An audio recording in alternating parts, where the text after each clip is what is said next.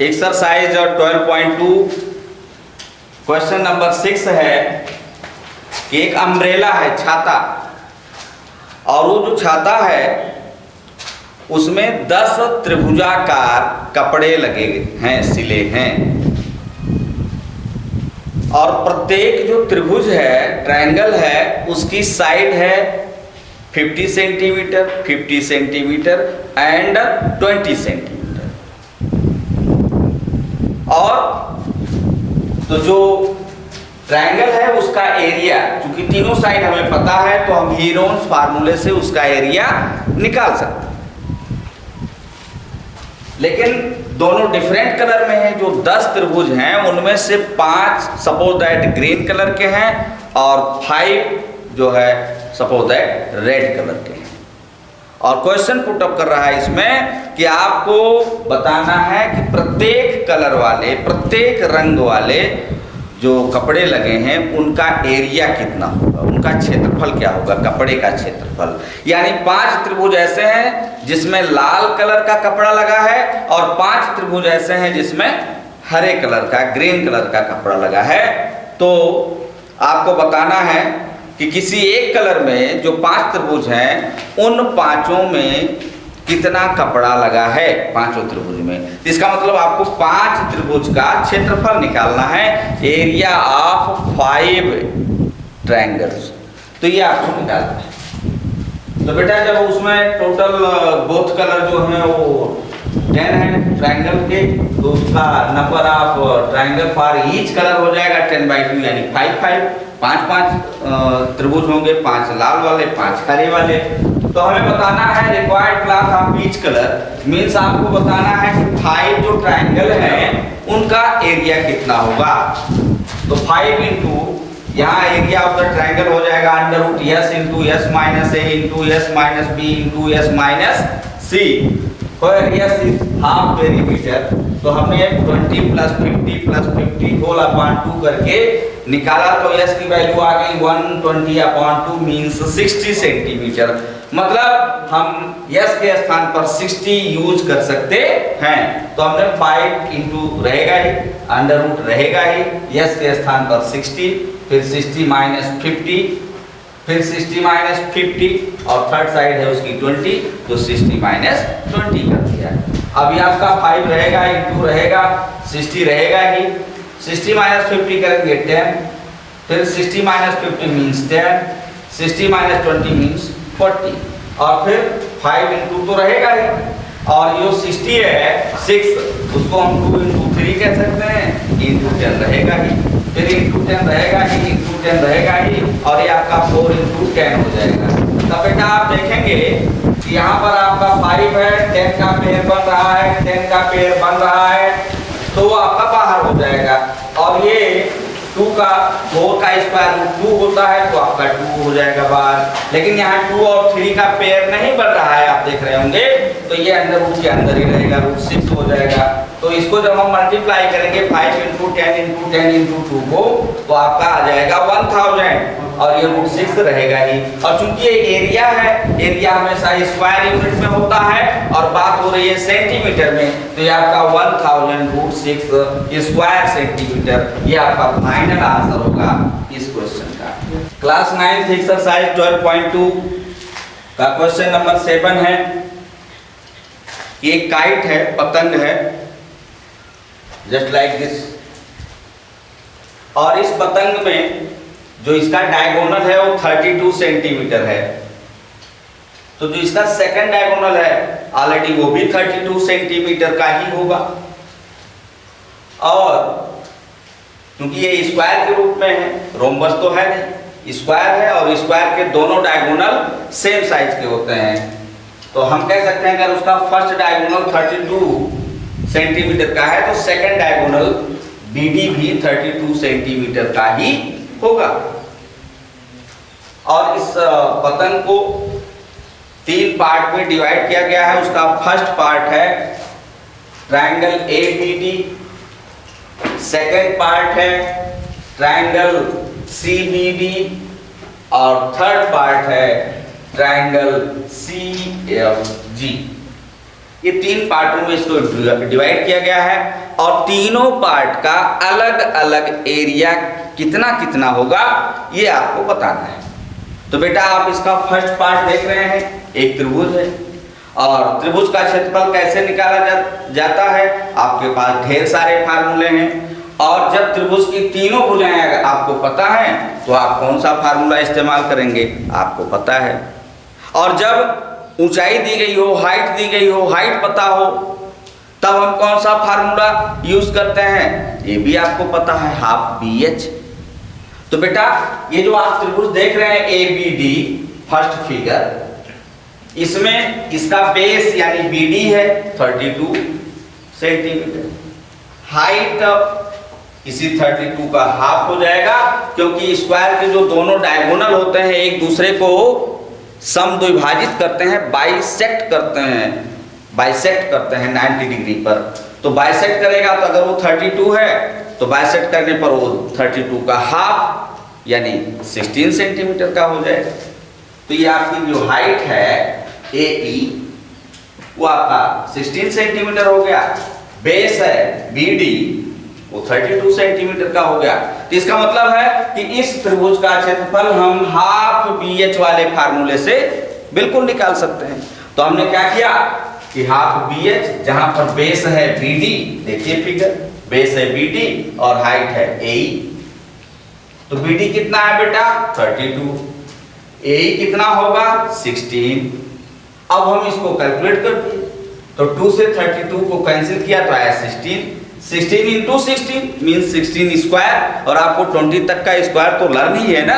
तो 16 का स्क्वायर क्या होता है 256। तो इस तरह हम लिख सकते हैं 256 square centimetre area of first figure. अब उसके बाद हम एरिया ऑफ सेकंड फिगर की बात करेंगे। तो सेकंड फिगर भी फर्स्ट फिगर का ही सर्वांग समरूप है, माने सेम होगा, क्योंकि डायगोनल किसी स्क्वायर को जब बाइसेक्ट करता है, स्क्वायर जब डायगोनल हम खींचते हैं किसी स्क्वायर में तो वो डायगोनल स्क्वायर को 2 बराबर भागों में डिवाइड करता है। तो मीन्स अगर ABD का एरिया 256 स्क्वायर सेंटीमीटर है तो जो उसका दूसरा ट्राइंगल बन रहा है आपका CBD, तो CBD का भी एरिया वही होगा 256। नहीं तो हम चाहें तो अलग से निकाल दें। तो हम एरिया ऑफ सेकंड फिगर निकालेंगे तो फार्मूला तो वही लगेगा हाफ BH, क्योंकि हाइट हमें पता है। तो हाफ BH का मतलब बेस तो आपका BD है ही ऑलरेडी, लेकिन H क्या हो जाएगा इसमें H हो जाएगा आपका CE। तो हमने H के स्थान पर C लिख दिया। तो BD कितना है 32, C कितना है 16, कैलकुलेट किया तो जस्ट लाइक दिस यहाँ भी आ गया 256 स्क्वायर सेंटीमीटर, नो डाउट। तो इस प्रकार से एरिया ऑफ सेकंड फिगर हमको बताना था, हमने बता दिया भैया, वो भी 256 स्क्वायर सेंटीमीटर ही होगा, जस्ट लाइक फर्स्ट फिगर। अब जो एरिया ऑफ थर्ड फिगर भी इसमें पूछा गया है, तीसरा फिगर है, इसमें आप देख रहे होंगे चित्र में। तो इसमें है आपका ये जो त्रिभुज है CFG, इस त्रिभुज का हमें क्षेत्रफल बताना है, एरिया बताना है।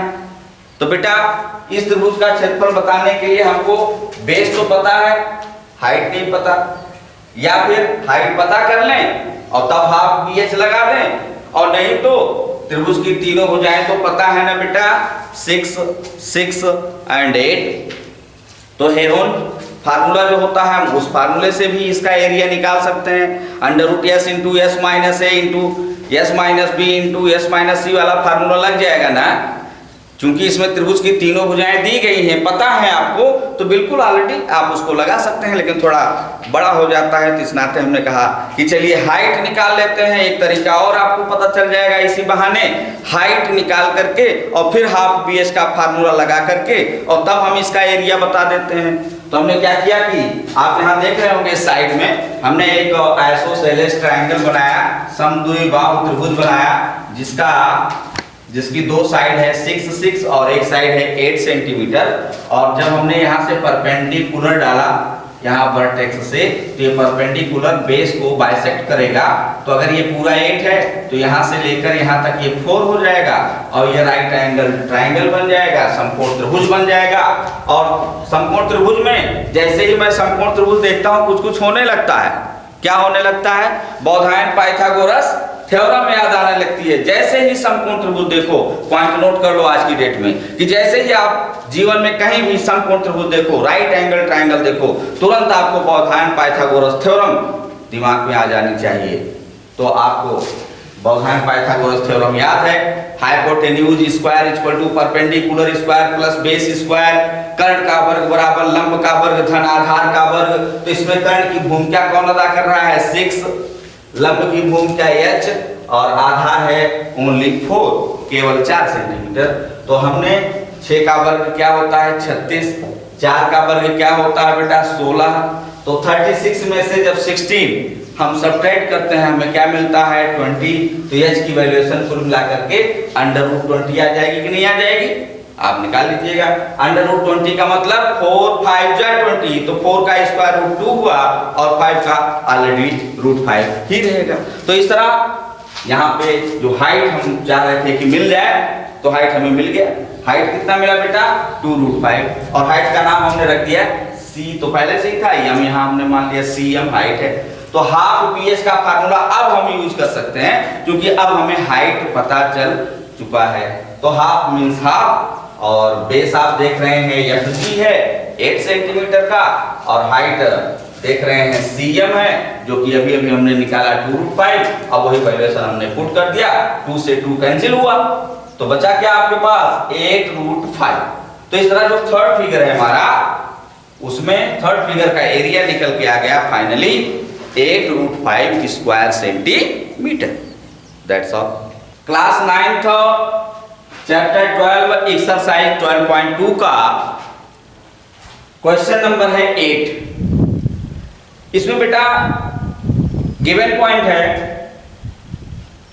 कि आपको एक फिगर है, ट्रायंगुलर फिगर है, त्रिभुजाकार आकृति है, और उसमें 16 ट्रायंगल हैं, 16 त्रिभुज हैं, और उन सबको पॉलिश कराना है। पॉलिशिंग उस पर होनी है, और पॉलिशिंग रेट है 50 पैसे पर स्क्वायर सेंटीमीटर। ये पॉलिशिंग रेट है।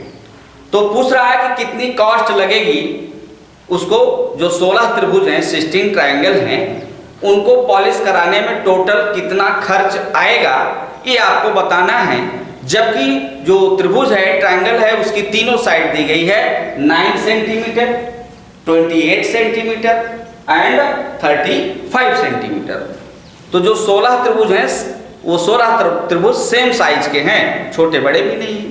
तो इसका मतलब ये हुआ कि अगर हम किसी एक ट्रायंगल का एरिया निकाल दें और उसमें 16 से मल्टीप्लाई कर दें, तो टोटल जो 16 ट्रायंगल हैं जिन्हें हमें पॉलिशिंग करानी है, उसका टोटल एरिया कितना है ये निकल आएगा। और जब टोटल एरिया निकल आएगा तो बेटा उसी में जो रेट है 50 पैसे पर स्क्वायर सेंटीमीटर, तो रेट से जब हम मल्टीप्लाई कर देंगे तो टोटल कॉस्ट कितना लगेगा पॉलिशिंग में, इसका फाइनल आंसर आपको मिल जाएगा।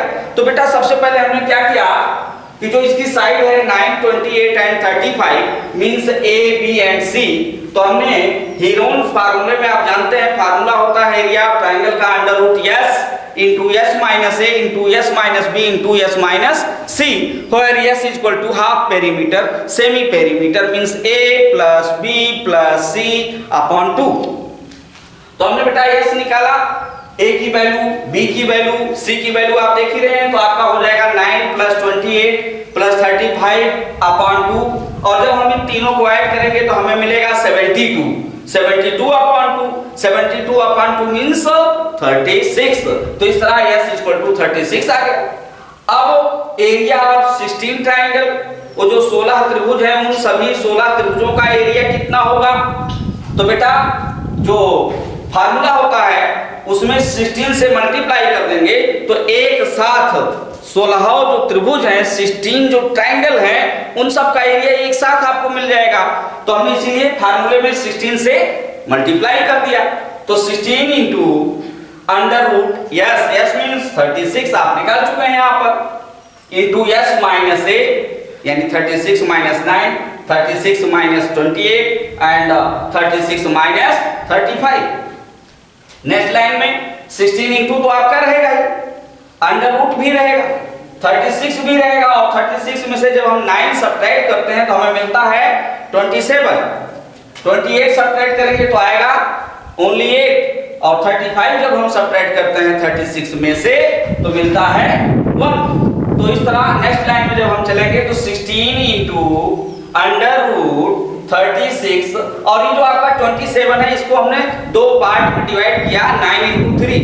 आप लिख सकते हैं ना 27 के स्थान पर 9 इंटू 3, 9 3 या 27, तो इसको हमने इस तरीके से डिवाइड कर दिया।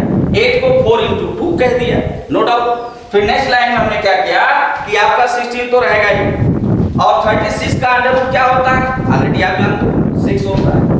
9 का अंडर रूट क्या होता है, 3 होता है, और ये जो आपका 4 है इसका अंडर रूट क्या होता है, 2 होता है, और 3 का पेयर नहीं बन रहा है और 2 का पेयर नहीं बन रहा है, और आपको पता है जिसका पेयर नहीं बनता वो जेल से बाहर नहीं आता, अंडर रूट के अंदर ही रह जाता है। तो अंडर रूट के अंदर क्या रह जाएगा बेटा, 3 इंटू 2 यानी 6, तो अंडर रूट 6 आ गया।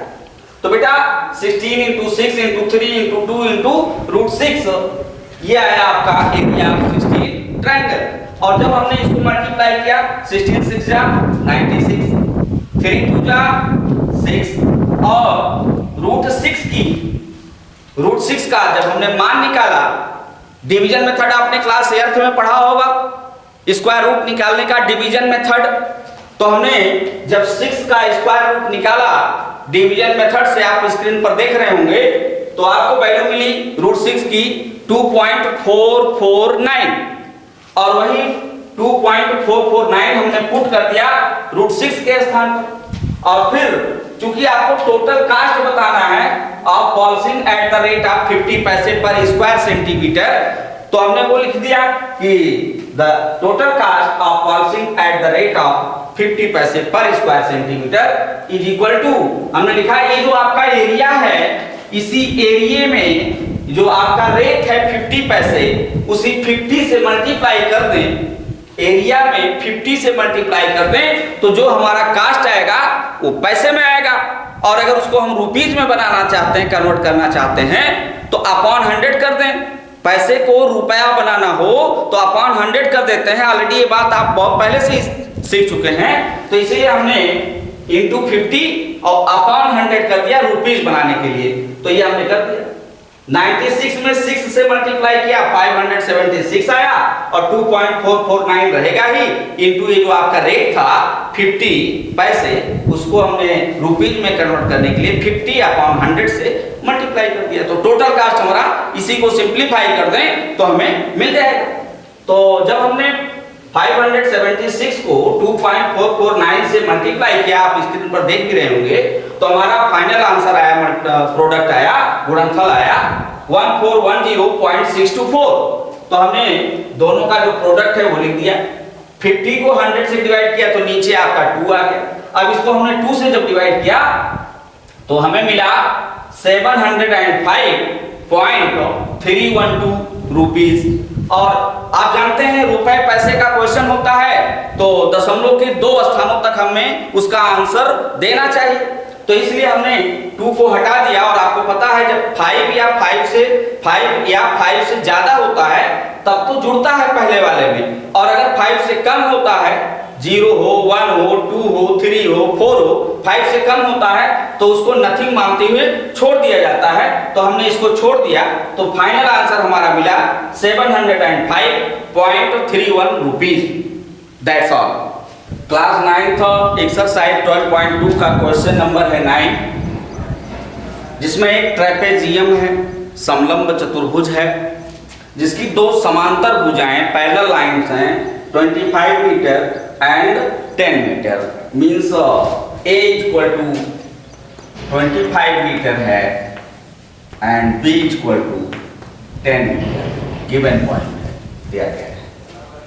और फिर बेटा कह रहा है कि उसकी जो नॉन पैरेलल लाइंस हैं दोनों, उनमें से एक है 14 मीटर और दूसरी है 13 मीटर।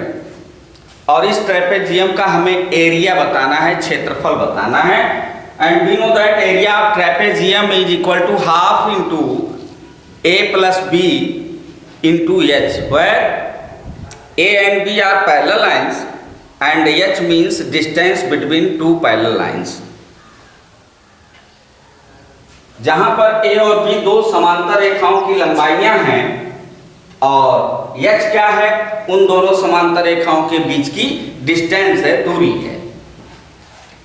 तो इसका मतलब हुआ, अगर हम फार्मूले को ध्यान से देखें तो A 25 है, B 10 मीटर है, लेकिन हमें H कितना है ये नहीं पता।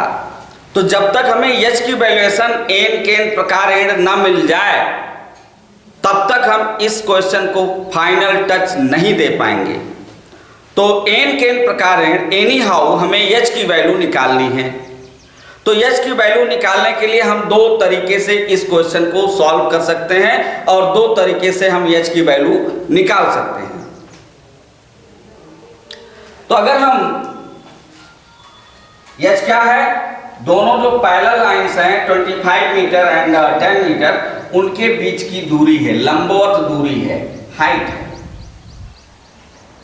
और फिगर में आप देख रहे होंगे कि एक समलंब चतुर्भुज यानी ट्रेपेजियम है ABCD, जिसमें AD 25 है, BC 10 है, और हमने जो परपेंडिकुलर है BE उसकी लेंथ H होगी, और जो दूसरा परपेंडिकुलर हमने बनाया है CF ऑलरेडी उसकी भी लेंथ H होगी। और इसी H की वैल्यूएशन निकालने पर ही हम इस क्वेश्चन को फाइनल टच दे पाएंगे। तो H की वैल्यूएशन के लिए हम देख रहे हैं कि हमारे पास एक राइट एंगल ट्रायंगल ये है और दूसरा राइट एंगल ट्रायंगल ये है, समकोण त्रिभुज हैं दो।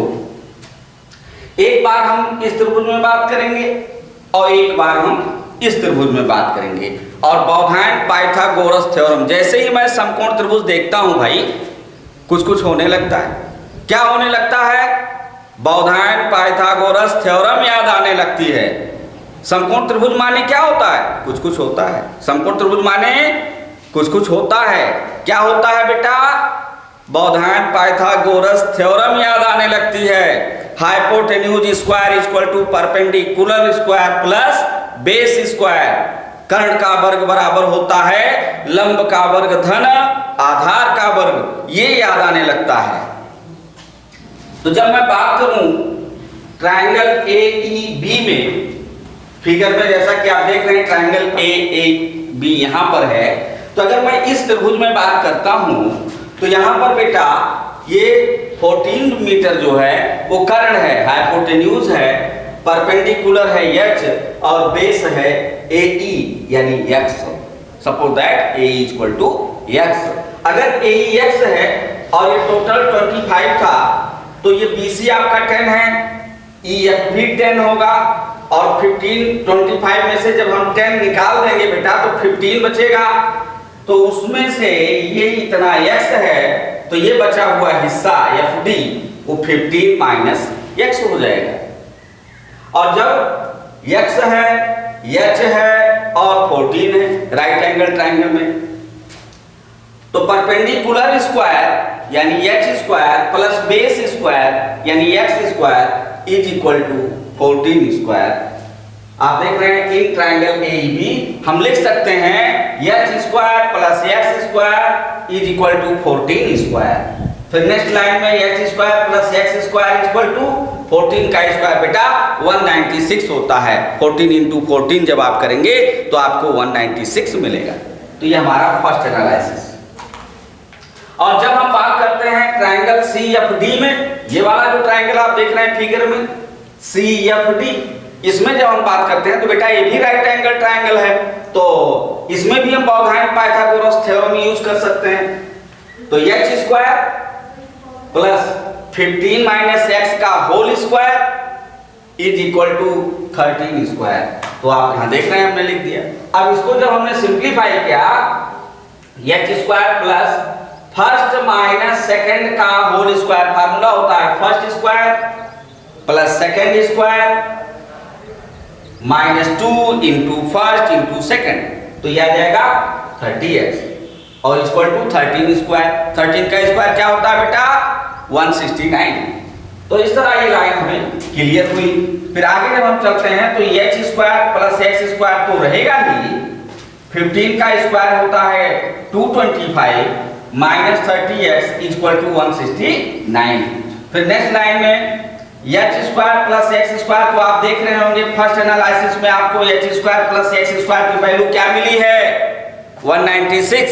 तो हम यहां पर यूज कर सकते हैं 196 प्लस 225 माइनस 30x, जब उधर जाएगा 30x, 169 इधर आएगा तो माइनस 169। इस तरह इस लाइन में भी आपको कोई प्रॉब्लम नहीं है। तो जब हम 196 और 225 को ऐड करते हैं तो हमें मिलता है 421 माइनस 169 इक्वल टू 30x रहेगा। तो ये लाइन भी क्लियर हुई। और फिर जब हम आगे बढ़ते हैं तो 30x इक्वल टू, यहां जब हम सब्ट्रैक्ट करेंगे तो हमें मिलेगा 252। तो इस तरह 30x इक्वल टू आ गया 252। अब हम नेक्स्ट लाइन में लिख सकते हैं x इक्वल टू 252 अपॉन 30, और फिर इसको 3 से डिवाइड करते हैं तो 10 मिल जाता है, और जब इसको 3 से डिवाइड करते हैं तो 84 आ जाता है। तो 84 अपॉन 10 मींस 8.4। तो इस तरह x की वैल्यूएशन निकल के आ गई 8.4। लेकिन हमें किसकी वैल्यूएशन चाहिए? h की। तो अभी h की वैल्यूएशन आई नहीं है। तो जो x की वैल्यू आई है, अगर इसको हम फर्स्ट एनालिसिस में पुट कर दें x के स्थान पर 8.4 और सिंप्लीफाई कर दें तो हमें h की वैल्यू ऑलरेडी मिल जाएगी, नो डाउट। तो हमने h square plus x square equal to 196 जो हमारा फर्स्ट एनालिसिस था, उसमें हमने x के स्थान पर 8.4 पुट कर दिया, तो हमें मिला h स्क्वायर प्लस 8.4 का whole square equal to 196। Next line में हम लिख सकते हैं h square is equal to 196 minus, ये जो प्लस है उधर जाएगा माइनस, और 8.4 का स्क्वायर होता है 70.56। 8.4 में 8.4 से जब आप मल्टीप्लाई करेंगे तभी तो आपको स्क्वायर मिलता है ना बेटा। तो जब आप करेंगे तो आपको क्या मिल जाएगा? 70.56। तो नेक्स्ट लाइन में हम लिख सकते हैं h इक्वल टू, अब ये जो स्क्वायर है उधर जाएगा तो स्क्वायर रूट हो जाएगा, तो स्क्वायर रूट हो गया, और 196 में से जब हमने 70.56 सब्ट्रैक्ट किया तो हमें मिला 125.44। तो 125.44 का जब हमने स्क्वायर रूट निकाला तो हमें मिल जाएगा 11.2। स्क्वायर रूट निकालना ऑलरेडी आप क्लास 8 में सीख चुके हैं। तो इस तरह h की वैल्यू हम ढूंढ रहे थे, n के प्रकार कैसे भी h की वैल्यू हमें चाहिए थी, और आपने देखा कि h की वैल्यू मिल गई हमें 11.2 मीटर। अब जो हमारा एरिया ट्रेपेजियम है, formula half into a plus b into h, उसमें ऑलरेडी हमें सब कुछ था सिवाय h के, और अब हमें h भी मिल चुका है, आप देख रहे हैं। तो half into in the bracket a plus b, और a means 25 meter, b means 10 meter, तो 25 प्लस 10 हो जाएगा in the bracket into h means already 11.2 आप पा चुके हैं, तो इसको हमने पुट कर दिया h के स्थान पर 11.2, और फिर इसको जब हम 2 से डिवाइड किया 11.2 को तो हमें मिला बेटा 5.6। अब 35 और 5.6 दोनों का जो प्रोडक्ट होगा, दोनों का जो गुणनफल होगा वो आएगा 196.0, और 196.0 का मतलब 196 होता है। तो आपका जो ट्रेपेजियम दिया गया था उसका एरिया निकालने के लिए, तो हमने उसका एरिया निकाल लिया, फाइनली आया 196 स्क्वायर मीटर। यही हमारा फाइनल आंसर हो जाएगा। लेकिन इसी क्वेश्चन को एक और तरीके से हम सॉल्व कर सकते हैं, थोड़ा लेंदी हुआ, लेकिन भाई मैथ में हमको जन्मसिद्ध अधिकार मिला हुआ है, पैदाइशी अधिकार हमें मिला हुआ है, मैं चाहे ये करूं और मैं चाहे वो करूं, कैसे भी हमको निकालना था तो हमने एरिया निकाल दिया। एक और तरीके से मैं आपको बताना चाहता हूं, और आप खुद डिसाइड करेंगे कि कौन सा तरीका आपको ज्यादा बेस्ट लगा, ज्यादा आसान लगा, आप उस तरीके को ऑब्जर्व करिए। एक और तरीके से मैं बताना चाहूंगा, तो ये आपका हो जाएगा दूसरा तरीका। बेटा अभी हमने आपसे कहा कि एक्सरसाइज 12.2 का जो क्वेश्चन नंबर 9 है क्लास 9 का, उसमें हमने कहा कि इसको हम दूसरी विधि से भी आपको बताएंगे कैसे इसको थोड़ा हम शार्ट कर सकते हैं, थोड़ा आसान कर सकते हैं। तो उसके लिए ये जो हमारा ट्रेपेजियम दिया गया है ABCD, जिसकी 2 पैरेलल लाइंस हैं 25 मीटर एंड 10 मीटर, तो हमने AD को 25 और BC को 10 मीटर समझ लिया। और ये जो हमारा AB है 13, इसके पैरेलल पॉइंट C से हमने एक लाइन खींच दी, AB के पैरेलल CE हमने खींच दिया, अपनी तरफ से रचना कर दी। तो बेटा ये भी 13 होगा, चूंकि पैरेललोग्राम बन गया। अभी अगर हम इसको देखें ABCE, तो यहाँ एक पैरेललोग्राम है, समांतर चतुर्भुज है, और समांतर चतुर्भुज की आमने सामने की भुजाएं बराबर बराबर होती है। तो इसलिए अगर ये 13 है तो ये भी 13 हो जाएगा, और अगर ये BC 10 है तो आपका AE ये भी 10 हो जाएगा। और जब ये 10 हो जाएगा तो 25 पूरा टोटल था AD, उसमें से 10 यहाँ AE निकल गया, तो ये जो ED आपको नजर आ रहा है वो 25 माइनस 10 यानी 15 मीटर का हो जाएगा ED। तो आप ED की लेंथ पा गए 15 मीटर, CE 13 मीटर, और ये CD ऑलरेडी 14 मीटर दिया ही गया है।